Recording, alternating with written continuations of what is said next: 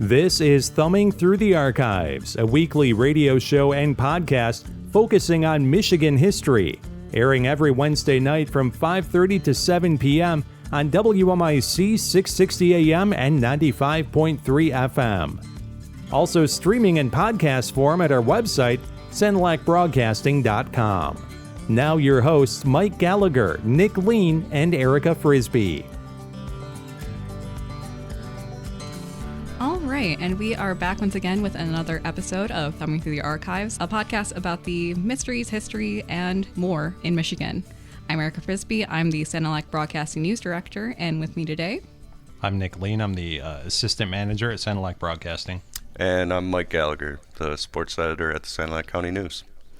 And I'm really excited about this case, in part because Mike suggested this like way back, like when we first started the podcast, I think. Yeah, so I actually saw this headline when I was doing research for a different episode. I don't remember which one it was, but it was basically the only headline that I've seen for Melvin. I thought it was kind of interesting, and then you kind of took it and ran with it, so...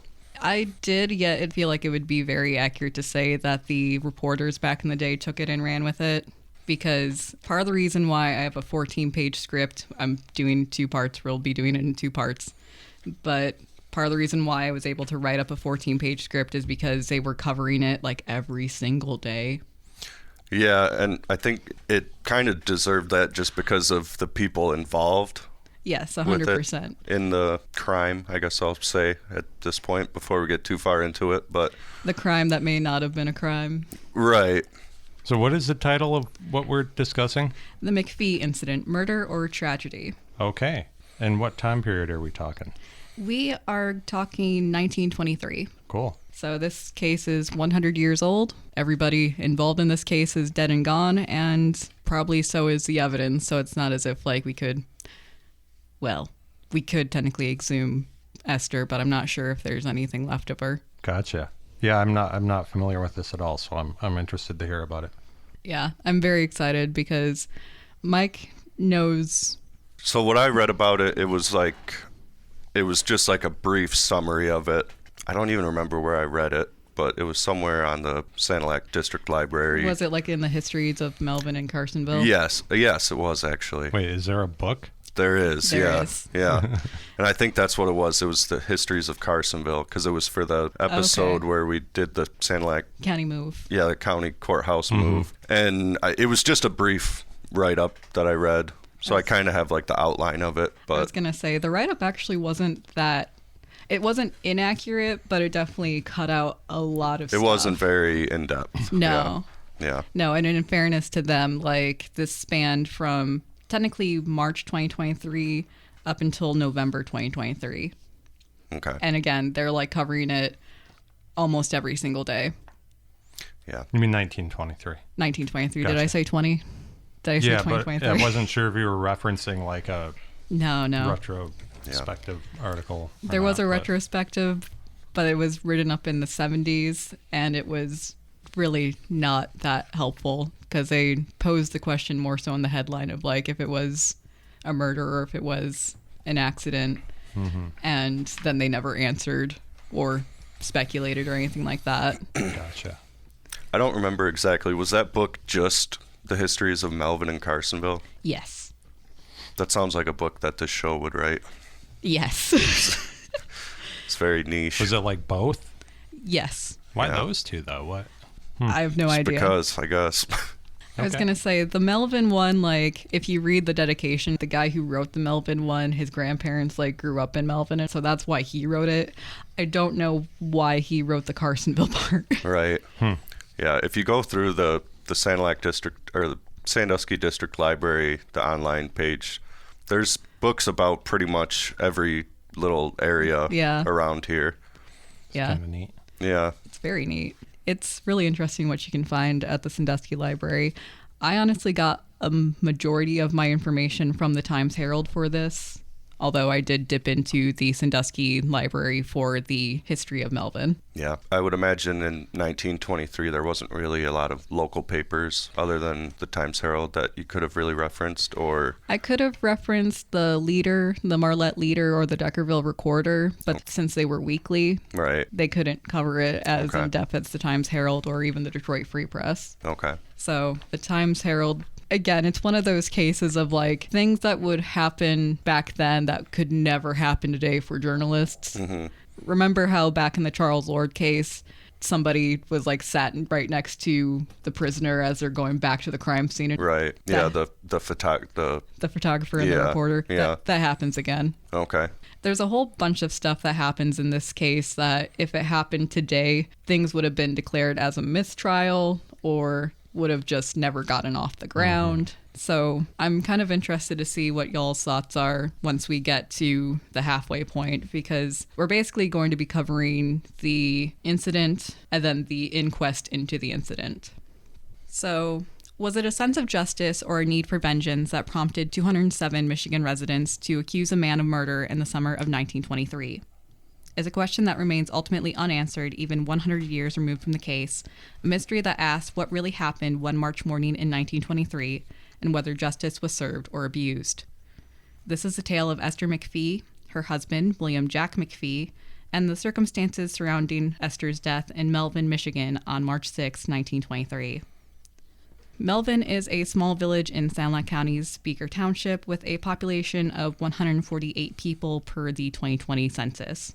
When our story takes place, the population was only a bit larger, ranging from 169 to 242 people. Just a quick question, and I should have looked into it before we actually did this episode, but Melvin is referred to as Hogtown. I was just going to ask this. Did you Why? come Yes. across anything? Yes. Okay, I was going to say that is part of the reason why I have this. cool. Yes. Yes. Okay.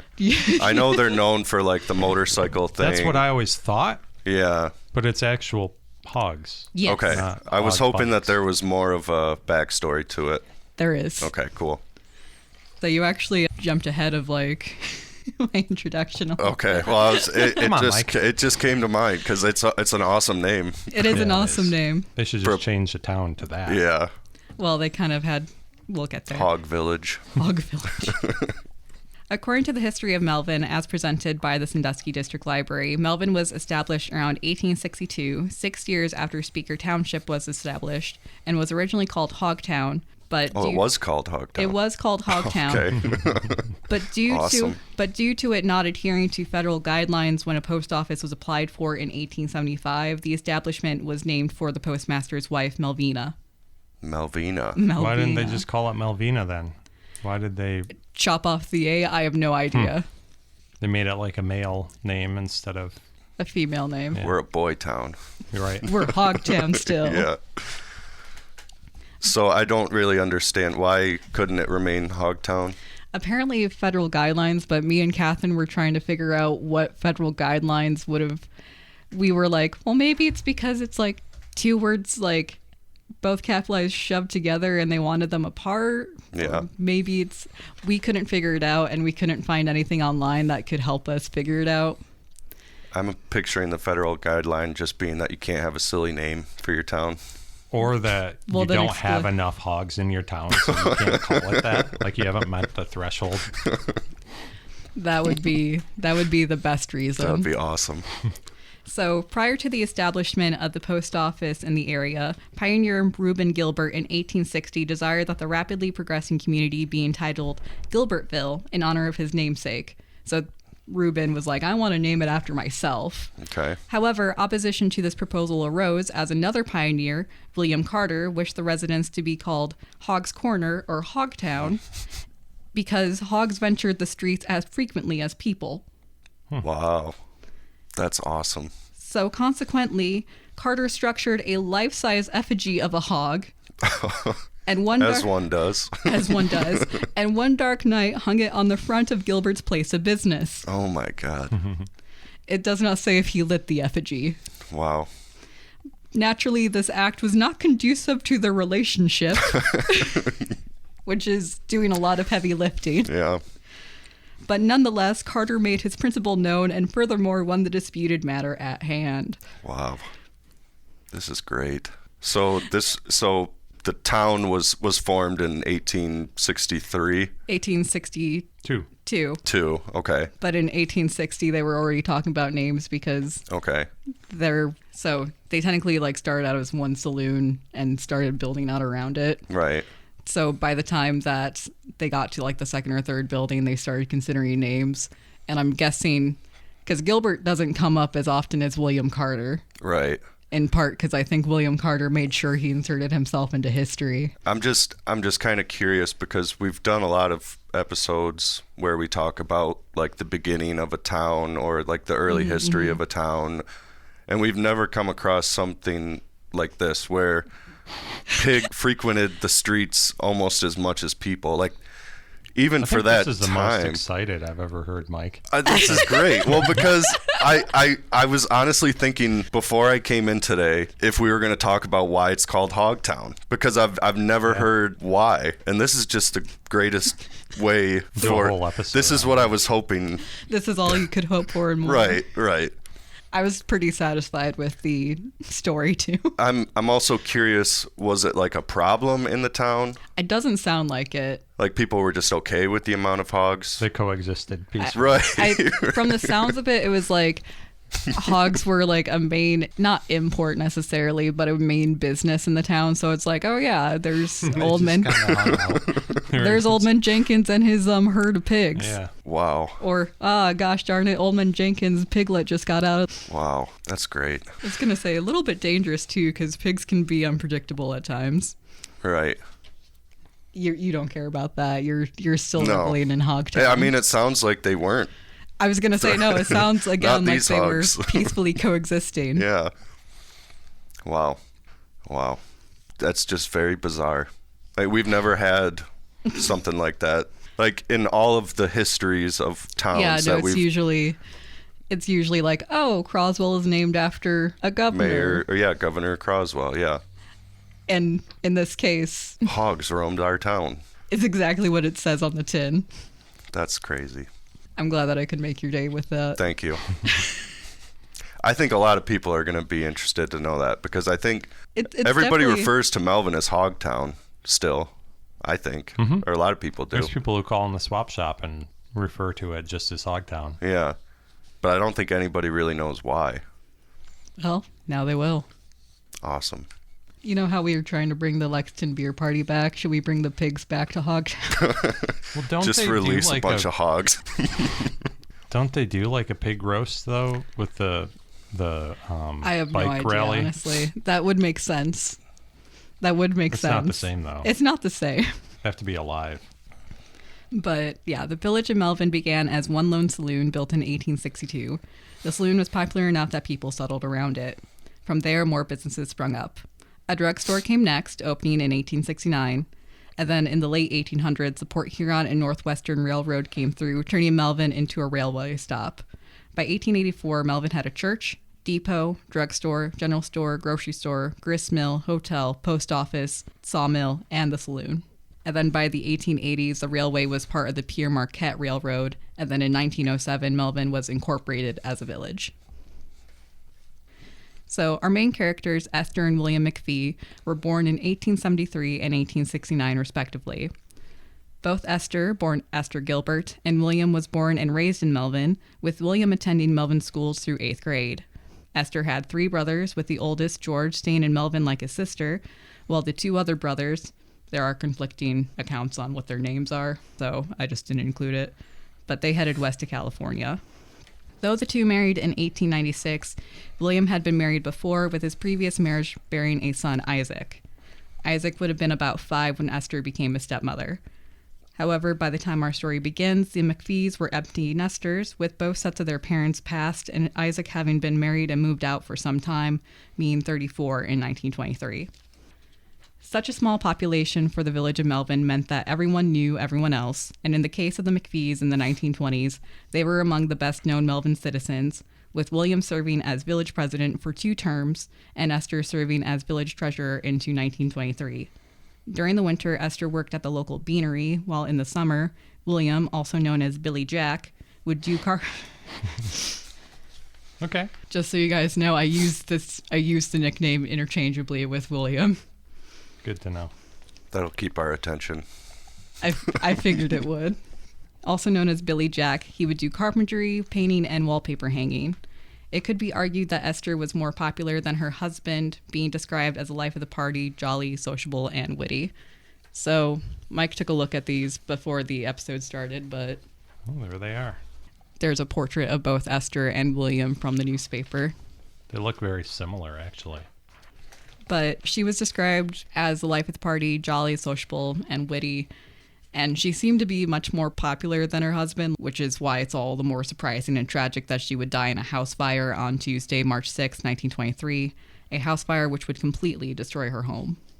The day of Esther's death, the pair awoke at 5 a.m., with William going back and forth on who woke who, just that it was 1 to 2 hours earlier than their usual wake-up time. William's account of the fire and his actions shift, but his first version is as follows. After they woke up, William went downstairs to the basement furnace to stoke the fire, while Esther brushed her hair. She planned to gather up the laundry and prepare the washing for that evening to do when she returned from the beanery. 20 minutes after he left her, William returned to find his wife missing, but the washing closet the laundry was in, apparently gushing flames. Alarmed, he ran to pound on a large metal barrel outside to rouse his neighbors and call for help. It was later revealed that he had to use the metal barrel as the village's fire bell had been broken during the last emergency, and they had not fixed it or replaced it yet. Come on, guys. Well, that's kind of his fault. He was the village president. That's Oh, that's true. He should have got on that a little sooner. It said that he served for 1 year as village president while his wife was treasurer. So I think like he had just gotten out of the position. Okay. So it was somebody else's problem by that Okay. point. To give you an idea of how everything's laid out. So the closet is kind of kitty corner from the bedroom that they would have been leaving. Is that accurate to say? Mm-hmm. Essentially, what William is saying is that she went into the closet with a kerosene lamp. Something happened. The lamp either got knocked over or it malfunctioned and exploded. But either way, there were suddenly flames. She got knocked out or she just got engulfed immediately. And then there being clothes in the hamper and also in her arms apparently just stoked the flames even more. So when neighbors arrived, it was too late to save Esther, at least according to William. He theorized that she had taken a lit kerosene lamp into the closet with her to gather the hamper, but the lamp exploded and knocked her unconscious. Several witnesses would later say that William dissuaded them from entering the burning building, though the original Times Herald article on March 6 recounts the tale as William leading the effort to axe his way up through the lower floor to try and reach his wife from below. Coroners decided a formal inquest was unnecessary, as it was obvious how she had met her end. The fire burned for 2 hours, destroying the $3,000, now about $56,730 home, as well as $100, now $1,890 of the village's money, which she had in her possession for official village business. People regarded Billy Jack with sympathy. After all, he had lost his wife and his home in one fell swoop, and were seemingly understanding when he used some of his inheritance from Esther's death to buy part ownership in a Detroit taxicab, moving out of the area and down to the city for business, managing a fleet of 5 cabs. However, by June, a lot of things had seemingly changed. Whatever sympathy was once had for Billy turned to suspicion, with 207 villagers, and again, this is when the population is maybe 242 at its height. 207 of them got together, signed a petition for the state attorney general to investigate the death. Something wasn't right, they said, and they suspected Billy Jack. Are we going to talk about, like, why? Or, like, I didn't mean for it to sound like, I just wasn't sure if it was just like, we didn't know for sure why everyone got suspicious, or they just kind of gossiped and, it played off of, stoked the flames of like small town gossip for 3 months until everyone was like, oh yeah, that's totally what happened. I think the second thing that you described is the most accurate. Like people started talking and some things started being weird in context. Like, I didn't go too far into it during the first part, but he was acting very strange during the fire, apparently. As one would be. As one would be. But again, apparently he was dissuading people from going upstairs and helping her. But the Times Herald reported that he did the opposite, right? Yes. That being said, the Marlette leader made it sound more general / like, we're not sure who actually led the effort to hack their way up into the bottom of the closet. Mm-hmm. So I don't know if the Times Herald knew that for sure or if they took liberties since he was the only one who was named in the story. Like, I have no idea. Because I cross-referenced that article because I was like trying to figure out if it was repeated and like by who that he had led the efforts, because witness testimony later on basically says no, he did not. Like, he did the opposite. Mm-hmm. Trying to tell people not to go. Mm-hmm. He was also born and raised in Melvin, right? Yes. And shortly after moved to Detroit. Yep. After. Yeah, that's weird. Yeah. Yeah. I mean, you're not really running away that far, but it still kind of It still looks, seems like you're running away. Right, a little suspicious. Yeah. But then again, some people would argue, like, well, wouldn't you want to, like, get away from the place that, like, you lost your wife? Definitely. And there's some things about the house and finances that we will discuss that makes it seem as if not that he did it, that he would have had a motive to do it. Okay. Yeah, just this article you gave me has, I don't want to give away any spoilers, but there's an interesting twist, at the end of the article of another area they have marked on the diagram of the house. Yeah. I was going to say, would you like to just... Sure, yeah. The second cross on the diagram marks the hiding place under the carpet of Mrs. McPhee's valuable papers. So that will come into context because, well, we'll get into it right after this break.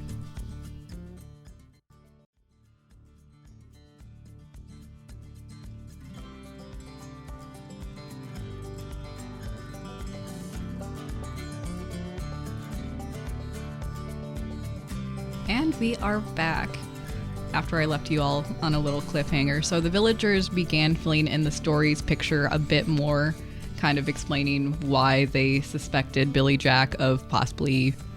They were essentially saying that he murdered her.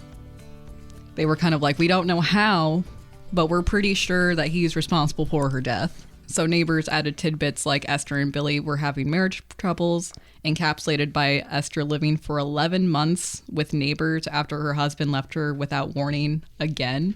This apparently, like according to the neighbors at least, was a frequent thing that he would like just ditch her and go to Detroit for like weeks on end.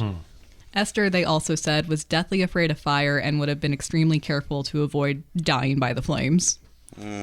I don't know about that one. A bit of me is like, I'm also deathly afraid of fire, but like, I also don't want to be on fire. If we're going by the story that Billy is theorizing, it's like she got knocked out or quickly overwhelmed, so it's not as if like if she could have gotten the door open, she could have maybe stopped, dropped, and rolled, but like the door shut behind her apparently. Was there like any indication of what caused the fire other than the kerosene lamp? Right. Yeah. But that was his story, right? That was there an his official story. inquiry into it, or just... They did the inquiry like a little bit after when it happened in March. They were like, oh, it's pretty obvious what happened here. Kerosene lamp got tipped over, fell into the clothes. She caught on fire, she said. And now they're like, no, there's something more happening. Sorry, I don't mean to interrupt you, but when you may have said this earlier, but was her body like burnt, like cremated essentially? Yes and no.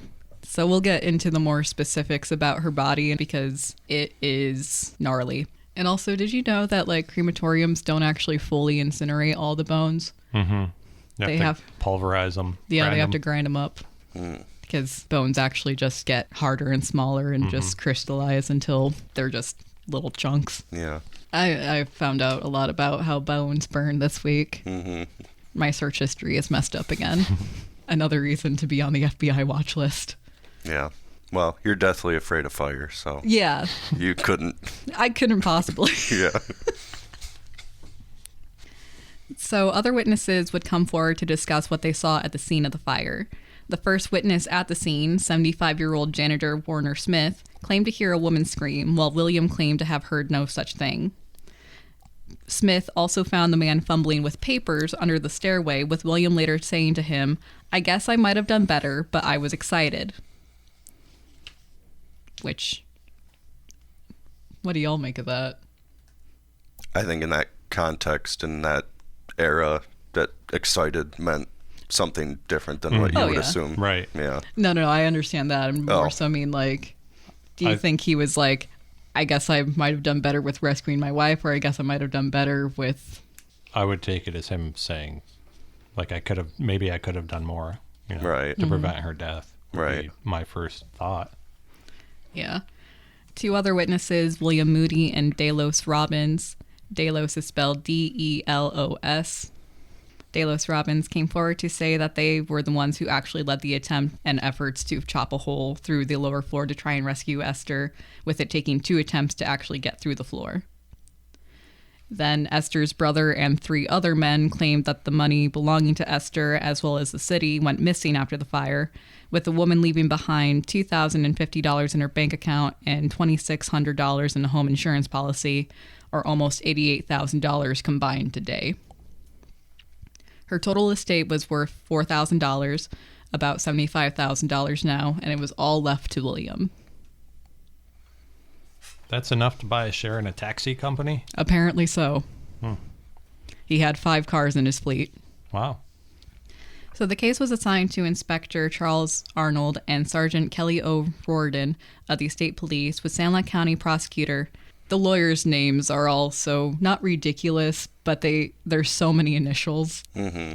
So R.J. West, we're starting off strong. R.J. West met with them on June 15th, 1923. He was the prosecutor? He was the prosecutor for Sanilac County. Okay. Around the same time, news of 2 hammerheads being found in the ashy ruins of the house was breaking, with neighbor Albert Clayton saying his grandchildren had found the tools when playing in the home's ruins. Which, yeah. Classic. Again, we're going to overlook the blatant crime scene tampering. And terrible parenting. Back then, that was just parenting. I was going to say, back then, like, they're outside. Honestly, the fact that none of them are falling from a hay bale or something like that, they're doing good. Nobody's lost a limb. Yeah. So far, it just seems like, I don't know. I don't know enough about the story, but everything you're saying so far just seems like hysteria. Mm-hmm. Yeah. There's nothing that's like a smoking gun or like shown as like anything that's actually corroborated. Like the police didn't find the hammerheads as evidence. It was some kids messing around in the ruins. So yeah, when were they placed there? Like I don't know. Yeah, exactly. Yeah, I also personally think that the hammerheads are a red herring. Mm-hmm. They definitely did not think that. Also, that article you showed me before the break is very, like, I see what you mean about the press having a field day with it. It just seems really sensationalized, some of the way that it's written. And I think that's kind of par for the course. Yeah. With especially the newspapers in the 20s and before that even. But it's weird. Yeah, it's definitely weird. Like the headline is "Woman Victim of Flames and Drawing of Death Trap." The death trap being the home that she lived in. Right. Like, excuse me? I feel like this is an assumption, guys. Mm-hmm. Lots of assumptions so far, but I'm keeping an open mind. Yeah. So one of the hammers had been subjected to intense heat and was theorized to have fallen through the floor with Esther's body when the second floor crumbled in during the fire. That may have already been in said closet. Like, right. Hammers go in closets with tools or whatever. But anyway. Exactly.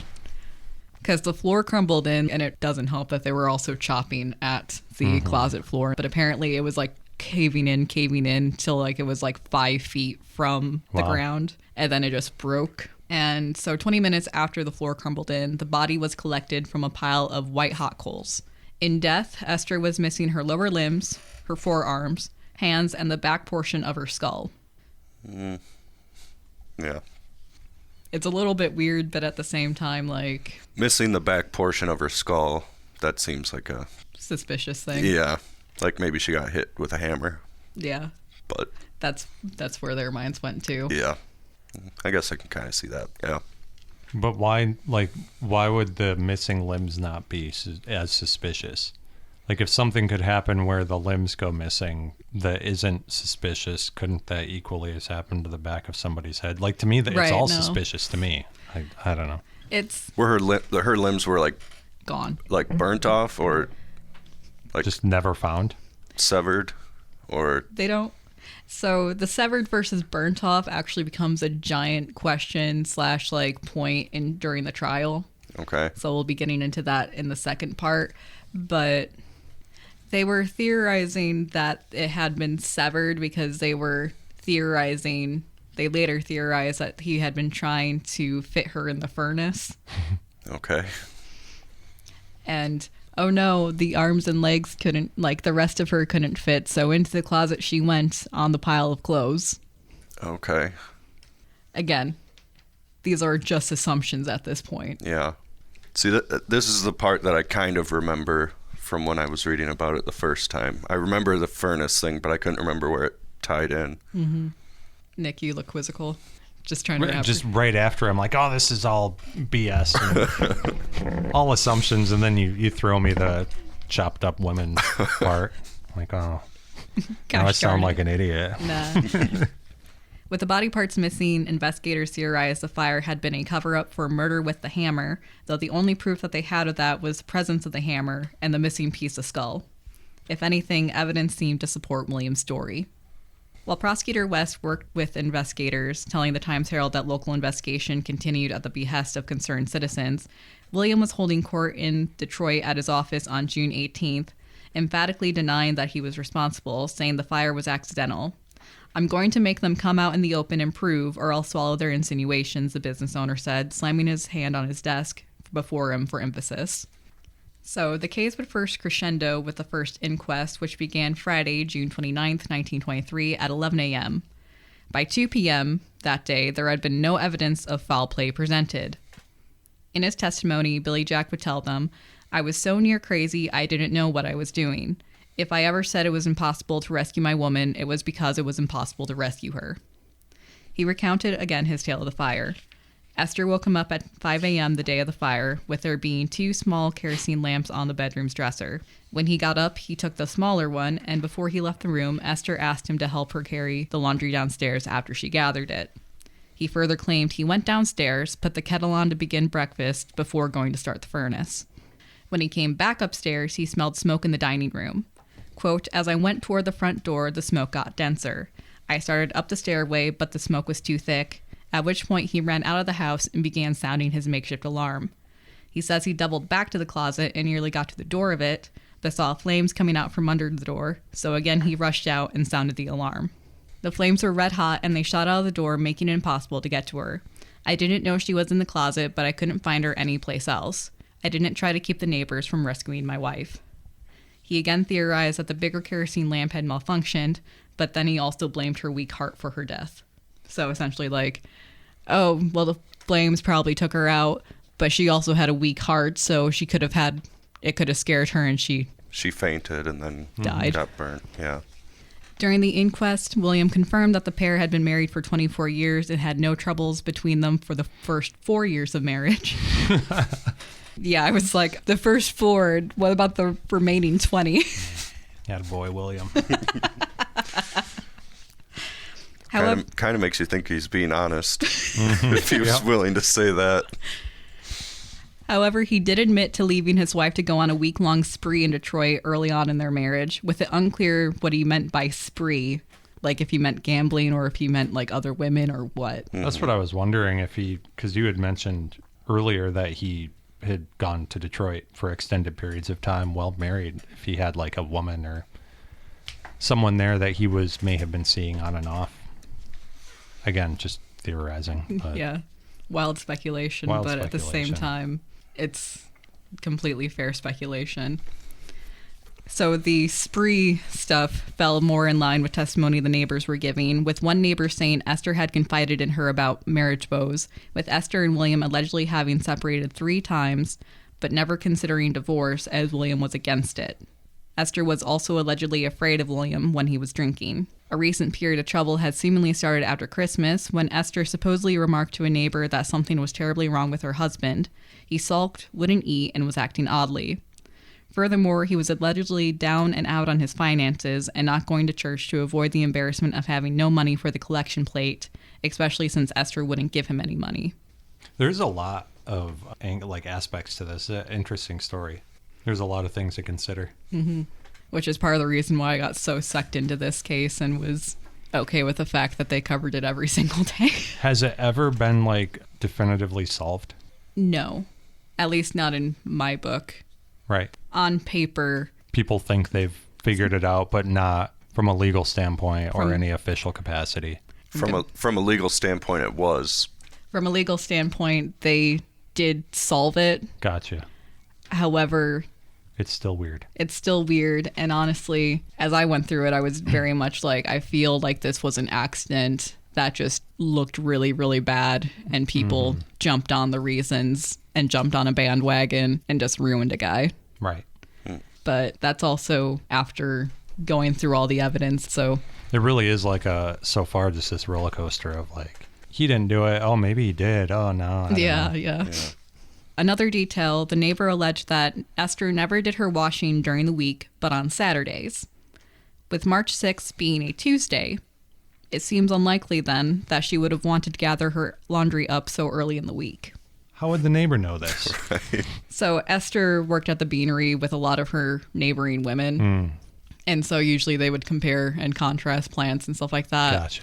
And apparently Esther was the type where if she got in late, she would sleep late to make up for the hour that she lost. So she probably wouldn't be coming home from the beanery to do washing. She would probably wait until Saturday. Right. What is a beanery? A beanery, from what I gathered, is where they sort beans. Okay. I was thinking a coffee place, but no.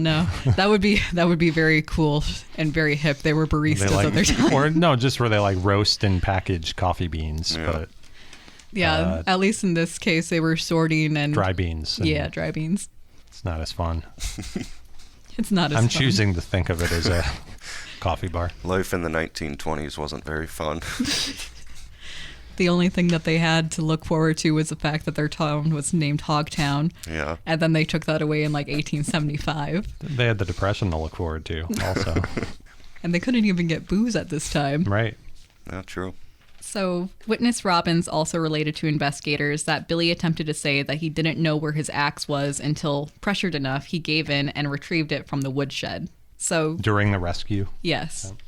So you know how Times Herald said, oh yeah, he was leading the charge and everything like that. In this version, it's no, we kept badgering him for his axe and then he walked to go get it. Which is damning. Yeah. Also though, just to play devil's advocate, people do weird stuff when they're in a situation like this. Could have been in shock. Oh yeah. I'm not saying that I think he's guilty. I'm just more so saying, I can see where they're coming from. Mm-hmm. Robbins and another witness, George Clayton, brother of Albert, and also Justice of the Peace for Speaker Township. So the Claytons, the Albert Claytons, were the neighbors who were testifying the most against Billy Jack because allegedly they were the closest with Esther. And wouldn't you know, George Clayton related to Albert Clayton and also Justice of the Peace. So presumably he has some say in whether or not this goes to court. And if his brother's testifying and he's testifying, which this is part of what would have gotten this thing thrown out from the very get-go. That's so... Yeah, exactly. George Clayton, brother of Albert and also Justice of the Peace for Speaker Township, maintained that Billy didn't make an effort to save his wife, with Robbins saying that McPhee grabbed him and prevented him from going upstairs, that he jeopardized his life for a pointless task. Warner Smith charged the same, relating how he had given his lantern to the man to go back and search for his wife, with only for the man to return 5 minutes later saying it was no use. McPhee denied that, as well as denying knowing that the will favored him. So he's like, no, I didn't prevent anybody from getting to my wife. No, I didn't walk to get the axe. And also, no, I didn't know that all this money and stuff would be left to me. Again, it's not looking good for Billy. No. Right. I think anyone would know that, though. Right. That's just the way it goes, right? You said they did have kids or they did not? They had one grown who had moved out. Yeah. Yeah, maybe he thought maybe it would have just gone to him, but usually it goes to the surviving spouse first before it would go to the kids. Mm-hmm. And he was also having money troubles. Mm-hmm. Yeah. Apparently bad enough to where he wouldn't even go to church because he was embarrassed that he couldn't put stuff into the... That's so sad. It is. So, 2 days after the inquest, Esther's body was ordered exhumed from the Melvin cemetery, with it revealed that there had been no thorough post-mortem for the case, that such a thing hadn't been deemed necessary before. Bones had also been found in the ruins and added to the coffin, without checking if they were human bone, with it instead being presumed that those were the missing limbs. Wait. Yeah. Can you say that? Just read. The bones... Just chuck them in there. The bones showed up in the ruins of the home. Like, people were going through the ruins. Found the bones of the missing limbs. Supposedly. Yeah. And just put them in the casket without checking to make sure that they were indeed human bones.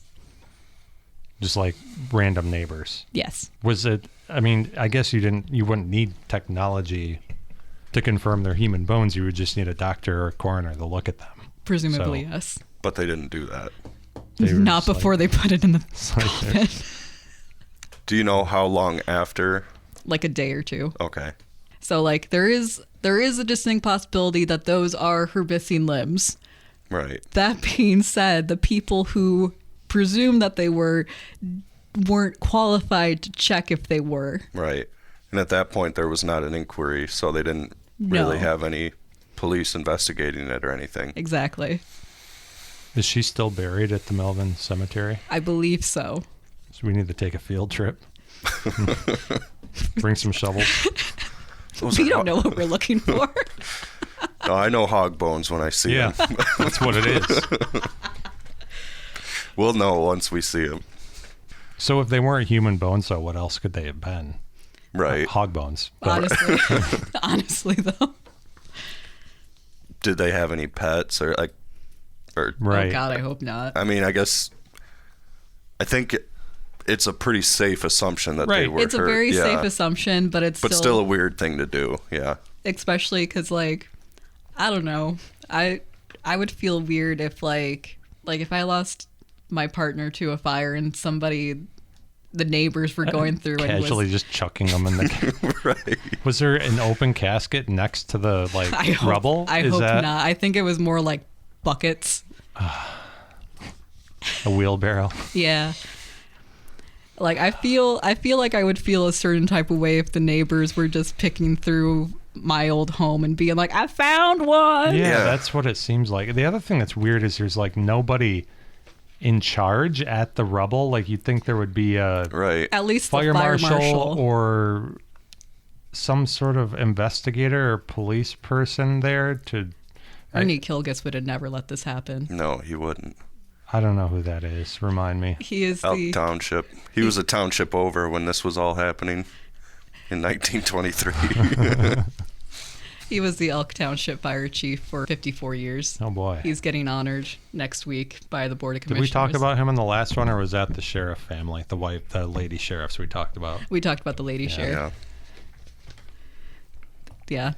Go Ernie. But yeah, no, Ernie would not have let that happen. No. So, I feel like any fire chief would not let that happen. That's what's so strange. that too. Where were these people?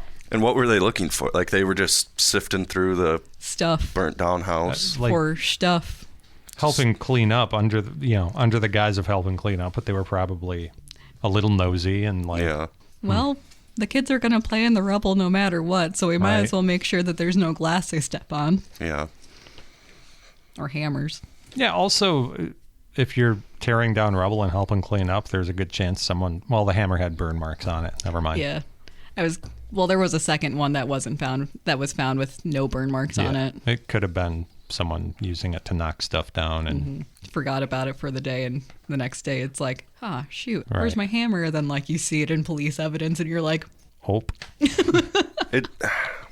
I'm also kind of confused because, like, they didn't start the inquiry until a couple months after. yep.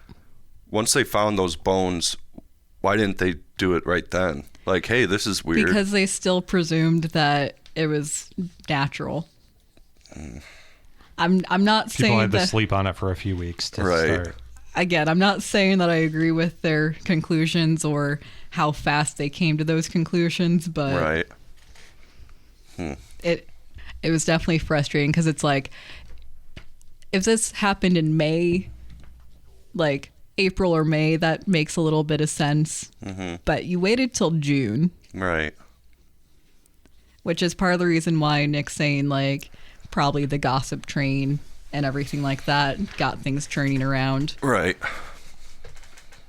I think we should actually, one of us should go to that cemetery and find the grave.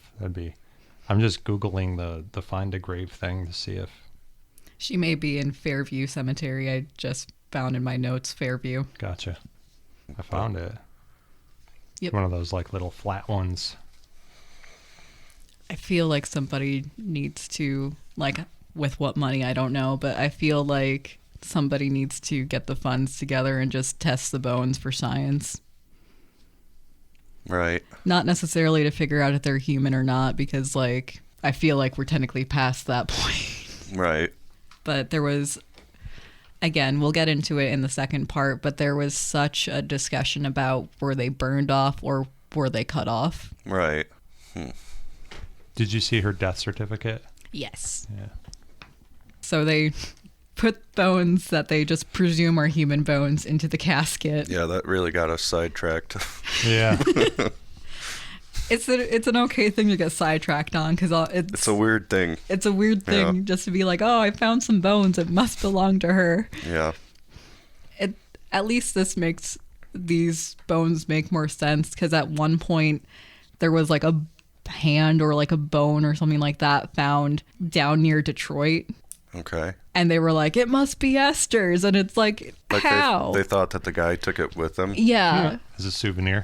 As a souvenir or to like, oh, shoot, I wasn't actually able to get all of the stuff burned before the neighbors got He here. had it in his pocket. He's like, oh, I forgot to throw that in the closet.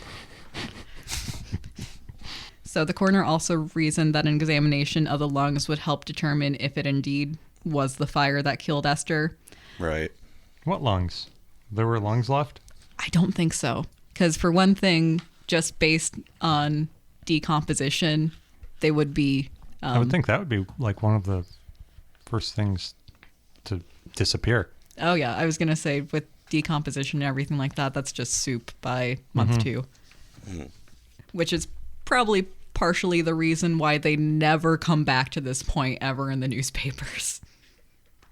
So the coroner said that. The coroner was like, oh, we'll check the lungs and we'll Yeah. see if like she breathed in anything. And then Right. obviously there were no lungs to check. Okay. But even after her dying in the fire, would there be lungs left? I guess I'm not sure, don't know honestly, How badly burned like- she was, but It depends on if it was like the heat suffocated her or if it was like the flames actually. Right. So it really all depends. Because, yeah, soft tissue burns very oddly. Yes, I also had to look that up. Again, my search history is not great. So on July 3rd, a postmortem was held at the Fairview Cemetery. The doctors working graveside while witnesses milled about for about 3 hours waiting for answers. So there were just 40 witnesses just milling about the cemetery as a team of about 3 doctors did the work. Okay. Of the 40 witnesses, only 2 were women, one of them being new Sheriff Emily McGinnis, who was effectively on her first case as sheriff. Awesome. I kind of feel bad for her just because of the fact that, like, I looked her up as well as, like, Lulu McCauley is her last name. Okay. Yeah. And I don't know if it's just because of, like, since she wasn't as gung-ho about the position as, like, her counterpart in Huron County, but it seems that, like, people were doing a lot of stuff on Emily's behalf versus Right. Lulu, who was, like, leading the searches and leading, like, the warrants.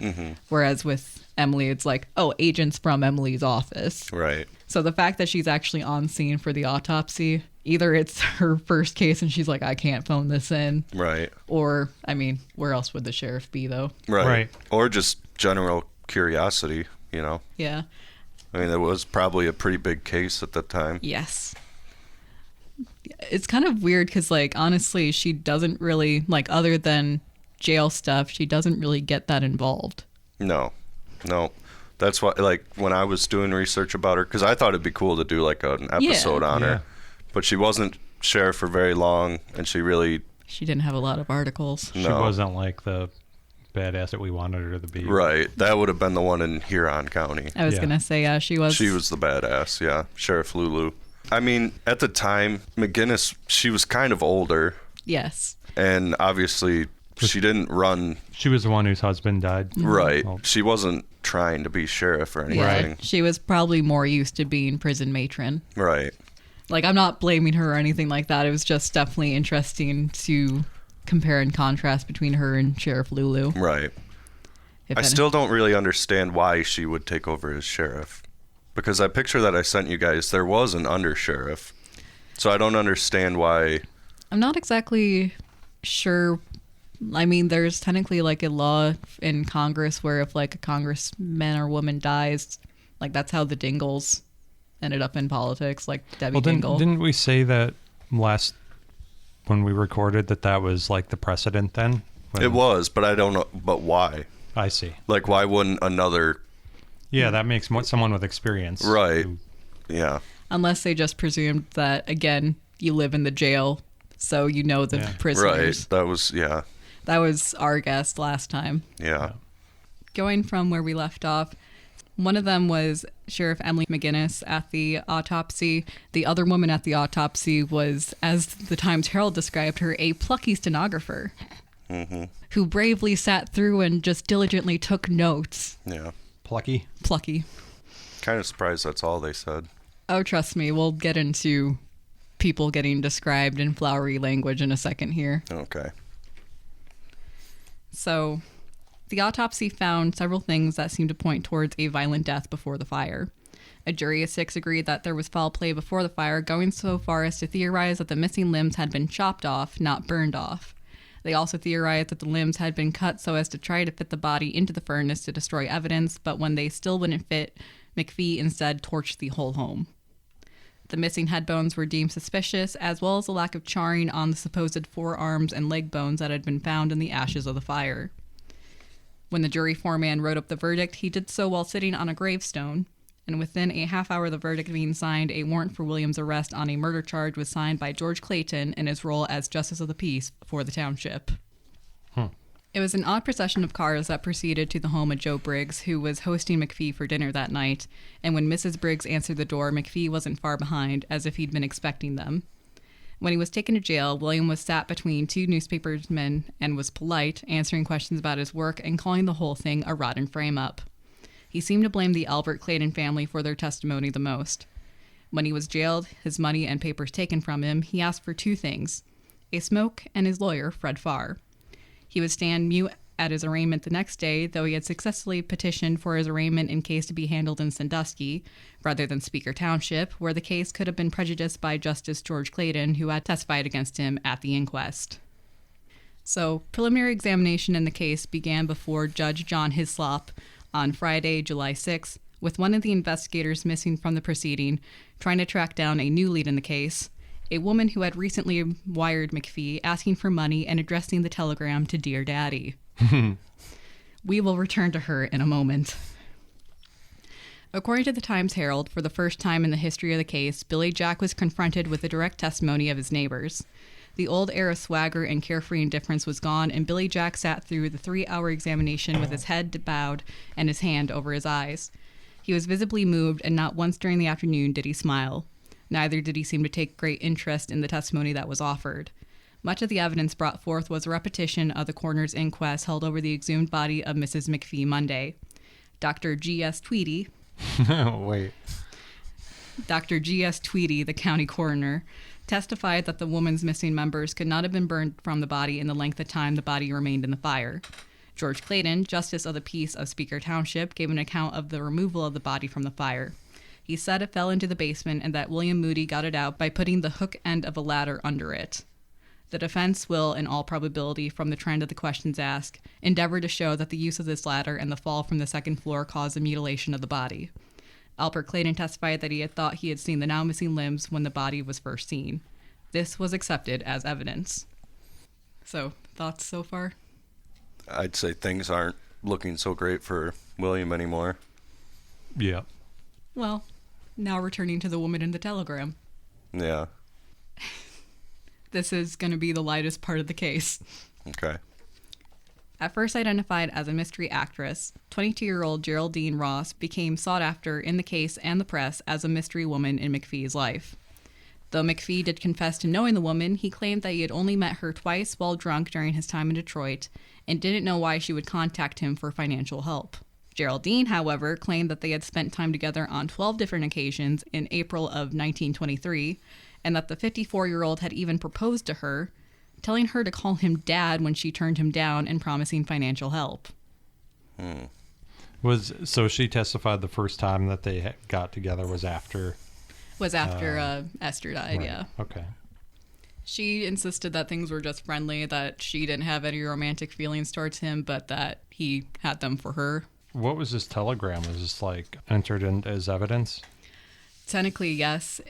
She didn't end up testifying on the telegram like itself. She ended up testifying on a ring that belonged to Esther that he gave her. But in July, they still hadn't caught up with her. Like, she was giving all these interviews to the press, but at least in July, they hadn't nailed her down yet. She's from Detroit. She's from Detroit, yep.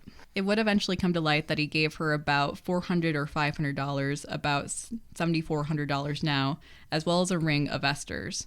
By knowing this, you know more now at this point in the story about Geraldine than the investigators did. So keep that in mind as court case proceedings are going on in July. Geraldine is leading investigators on a Carmen Sandiego type of hunt so she could be a material witness. She wanted to be? She was okay with being a material witness. The pictures that I'll have Mike pass over to you are technically from when she testifies in October of the case. Why did he tell her to call him Dad after she turned him down? I don't know. For marriage. I don't.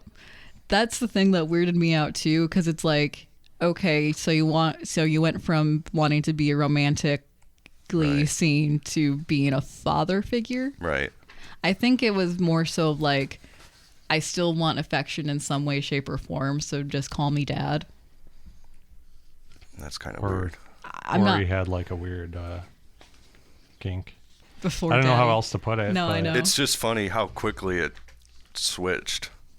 Like, well, if you don't want to be my wife, then... Be my daughter. Yeah, be my daughter. Back in court and jail, McPhee was faring fairly well, being a well-behaved and thus much-trusted prisoner, which allowed him some luxuries while in jail. He also had received a deluge of sympathetic mail from across the state once his story hit the major papers. His lawyer was protesting how McPhee was held on evidence from witness testimony, nothing direct, and that he wasn't allowed to arrange bond, though they would eventually drop their request in August. McPhee continued to maintain that the charges sprang from unfounded rumors and gossip at his wife's former job. August was fairly quiet as the court and lawyers prepared for the case. On the court's end, they needed to get through the civil case docket before they could tackle the criminal cases, delaying the case to the last week of September at least. In late August, Special Counsel A.B. Simpson was appointed to assist Prosecutor West with the case. Come September, and there was talk of exhuming Esther's remains once more. Considering some growing doubt about whether the limb bones were actually human bones, the talk centered mainly on obtaining samples for state chemists to analyze. The request was granted the same day that William was arraigned in circuit court, once again standing mute before the judge and having a plea of not guilty entered on his behalf. Another search of the home's ruins was conducted on September 11th, with a search party probing ashes for missing bones or any other evidence that could help with the case against McPhee. Just a few days before the site of the Melvin home was searched, the Times-Herald reported on another development for the town, the reinstallation of their fire alarm bell, which had been broken at the time of the fateful March fire. So, they had an emergency that broke the bell, didn't fix the bell, had an emergency in March, didn't fix the bell still until September. That is kind of odd. Probably because they're under so much scrutiny and press, Who knows? Yeah, it's hard to say. By the time it was reported that more ashes and bones were found to study, it was September 18th, and the trial had tentatively been set for October 15th. The second exhumation was still unscheduled. As October began, the prosecution had spent the better part of 2 weeks planning their case, though it was unclear what new evidence they would unseal to convince the jury of McPhee's supposed guilt. That isn't to say the defense was not preparing. If anything, friends of McPhee recognized the need for another set of hands and so helped McPhee retain one C.F. Gates, a Sandusky attorney. Again, everybody has initials instead of names in this case. Mm-hmm. This was a bit of a surprise for Fred Farr, McPhee's primary counsel, but he seemed to take it into stride. After all, with most of the town against his client, he'd need as much help as he could get. The stage was being set for one of the most convoluted and conflicting trials in Sanilac County history, and it seemed that, with McPhee in jail, the people of Melvin were reaching a point of no return. And that's where I'm going to end the script for today. It's very exciting. It's a very good story. Yeah, I'm not really sure what to think at this point. I do it kind of points towards him being guilty at this point, actually. Yes, it does. But I'm assuming there's going to be stuff that comes out in the second part. Yes. That will kind of change our minds, but the fact that they determined that the limbs were severed, I think at this point is... Again, though, it's like, I don't know how they determined that the limbs were severed. Right. So, again, there was a whole, debate in the second half of the trial, the second half of the script, where it's did the bones actually get burned or not? Did they get burned enough to be brittle enough to break? Right. And it was because of the whole, cutting versus burning thing. Because it's well, if it was calcinated, then it would have been brittle enough to break, so the fall could have broken off the legs and the arms. Mm-hmm. But if it wasn't calcinated, if it wasn't brittle, then it must have been chopped off. What about the thing where they used, what was it, a ladder to lift her body up? Yeah. I mean, that could have contributed to... Especially since, they use, the hook end of a ladder. Right. And it doesn't sound as if it's, a very precise thing. Mm-hmm. So what is there to say that you didn't accidentally just, But they probably would, whoever was doing that would have noticed. Right. When they found the limbs at a later date, I mean, wouldn't you assume that they would be in the same spot as the body? Mm-hmm. So if they didn't find them until later, that would mean that the limbs were somewhere else. Presumably. In the house. So did he try? So he tried to burn everything in the furnace, mm-hmm. but he couldn't fit the body in. Mm-hmm. So he put her in the closet, presumably. And he just left the limbs in the furnace. Apparently. Also, he said normally they get up at 7, but for some reason they got up 5. That's like staying up all night trying to burn your dead wife's body. Yeah. Right. Right. And she was doing laundry. On a day where she usually doesn't do laundry. At 5 in the morning. Preparing for laundry at the end of the workday, yeah. Yeah, I mean, at this point, it doesn't look good for him. But I'm sure there's more coming. But I also, at this point, don't really understand how the Dear Daddy thing... I mean, I guess I understand how it ties in. Oh, yeah. If he gave her money and the ring. That came from his dead wife. Right. And apparently he told her, oh, I've been widowed for 16 years. He was married for 24. Right. But only the first 4 were good. Right. Right. Well, I'm sure he probably told her a lot of lies. Yes. Well, I guess we have to wait for part 2 now. Yeah. That's kind of my thoughts as well. I'm torn like Mike is as to how I feel about the case, but I'm interested to hear more. Do you guys remember the other Melvin inquiry a couple of years ago where they found out that, because there's the Hogtown Tavern and they had recently reopened, and they found out that there was a law in the town where they couldn't serve alcohol on Sundays or something. Really? Yeah, so a bunch of people signed a petition and got it. Recently? Pretty recently, yeah. That's amazing. Yeah. So people in Melvin, they get stuff done. Whether it's convicting your neighbor or changing a law. Mm-hmm. Right. That is so funny. But yeah, any other thoughts, guys? Actually, before we get off here, is it just me, or does it almost feel like they're kind of trying to shift blame onto him because they didn't have their bell fixed? Yeah, I mean, I didn't think of that. yeah. Maybe.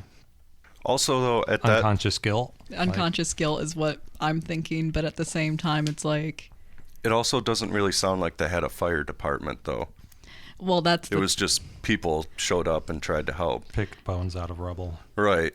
It sounds like when they... At least when they installed the fire bell, they had a fire chief to give a comment for the article. Okay. So, again, not sure how involved / how big the fire department was, Right. but they technically did have one. Apparently, though, if you sound off on a metal gasoline drum versus the bell, you'll just get neighbors instead of the firemen. Yeah. That's also kind of interesting, too. Like, if you guys heard somebody banging on a metal drum, would you just, like, run to the wherever you're hearing it? I guess it Maybe depends. back in the day. I was going to say, like, before cell phones and everything like that. Yeah. Before phones in general. Before phones in general, and also at that early in the morning. 'Cause True. don't get me wrong, people did wake up at 5 because that was when the factory whistle would go off. Mm-hmm. And that's what William said they woke up with on the day of the fire. Mm-hmm. I think him yelling fire was also the thing that helped spur them on, too. Okay. One other quick thing, going back to the beginning, and it's not about Hogtown, but Aw. when you mentioned how the village was started, it had a saloon that was so popular that people decided to settle around it. And then for the... That's pretty cool, too. Yeah. Like, how awesome must that saloon have been?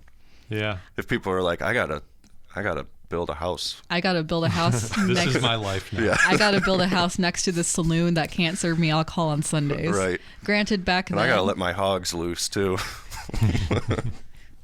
Is this the same one? Like the same tavern? It might be. I think so. It is pretty nice. I don't think I would settle around it, but it is a pretty nice bar. Things were different back then. To be fair, like saloons and general stores were kind of like the hubs. Yeah. Yeah, I just thought that was... I didn't want to mention it earlier because I didn't want to get sidetracked, but I thought that was kind of interesting. Oh, yeah, definitely. Honestly, Melvin just is a very interesting town. Yeah. Yeah. It is.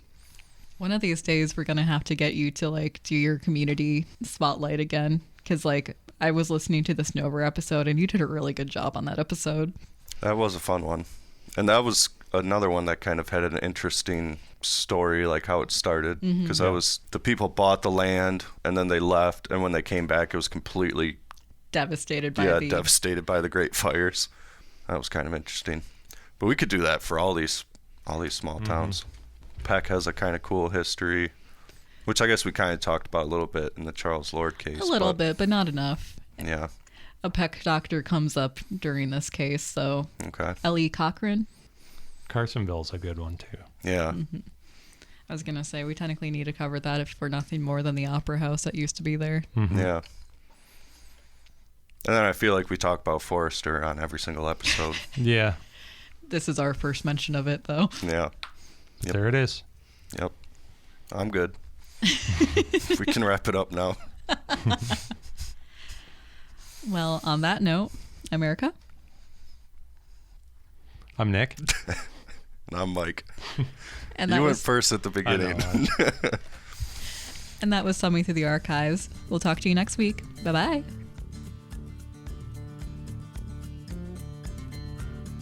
This has been another edition of Thumbing Through the Archives on WMIC 660 AM and 95.3 FM. Catch this episode in podcast form every Thursday after the program on our website at sanilacbroadcasting.com.